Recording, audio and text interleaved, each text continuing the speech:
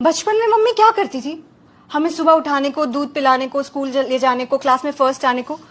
उस motivational therapy का नाम क्या था? चाटा। मैंने सोचा अच्छा चाटा तो कमाल की मोटिवेशनल थेरेपी है। मतलब चाटे की खास बात पता क्या है? एक बार चाटा लगा और अगर आप रोए तो फिर एक चाटा।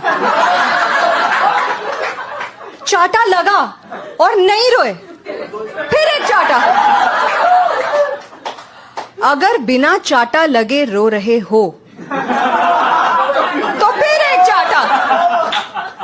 और कई बार ही ना मम्मी पापा को लगता है बहुत दिन नहीं हो गए, लगाया नहीं यार इसको,